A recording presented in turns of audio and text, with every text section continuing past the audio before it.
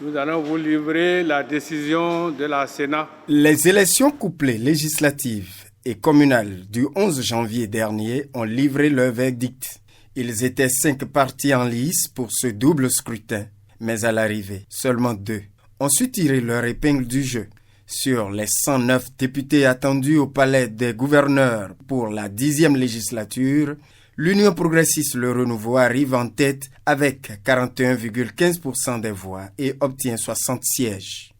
Bis repetita pour les élections communales où les 2 grands partis de la mouvance présidentielle ont également réalisé un raz-de-marée avec dans leur escarcelle l'ensemble des sièges en compétition. 39 mairies qui seront désignées par l'UP et 38 par le BR. La somme fait 77. Et si on ne prend que ça comme indicateur, ça montre quand même qu'il y a du coude à coude qui va peut-être tourner à de la rivalité. Avec 16% des suffrages aux élections législatives, soit environ 452 000 voix sur les 2 800 000 votes exprimés, le parti Les Démocrates n'a pas réussi à atteindre le seuil de 20%. Dans chacune des 24 circonscriptions électorales, condition indispensable pour entrer au Parlement. Quel avenir politique pour ce parti, la principale formation de l'opposition au Bénin?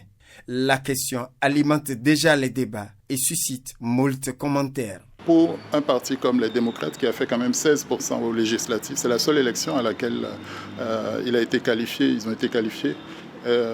C'est un capital inestimable, donc ils ne partent pas de zéro. Et 7 ans, ça peut paraître une éternité. Ça peut désespérer, ça peut amener les plus opportunistes, les plus impatients à quitter pour aller voir ailleurs. Bien que signataire des accords de coalition avec l'UPR et le Bloc républicain, le parti Moël Bénin est arrivé en peloton de queue avec 1,21% des voix obtenues à l'issue des législatives de 2026. Même si elle a encore une carte à jouer au cours de la présidentielle du 12 avril prochain, la FCBE n'a pas brillé par ses scores au soir du double scrutin, avec 0 député et 0 maire. Pour l'Assemblée nationale, il aurait fallu avoir des députés. Bon, pour les mairies, ils ne sont même pas dans les conseils communaux. D'ici 3 mois, effectivement, il y a des tendances lourdes qui sont là. On a des indications chiffrées.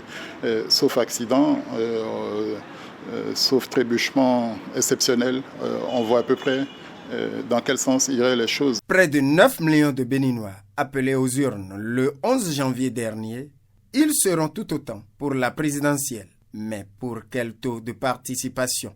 L'ouverture tardive de certains bureaux de vote lors du double scrutin n'est pas sans conséquence sur la mobilisation des électeurs. Lorsque nous avons eu des retards importants, 2 heures, 3 heures à des endroits, nous-mêmes, on a eu un peu peur pour dire qu'est-ce qui va se passer. Est-ce que nos compatriotes vont tolérer ça? Ça ne va pas se reproduire. D'autant que nous avons déjà les matériels nous n'aurons pas les redéployer. Je ne pense pas qu'on va encore avoir à vivre ça. Le compte à rebours est désormais lancé pour la présidentielle de 2026 avec un landerneau politique en perpétuelle métamorphose.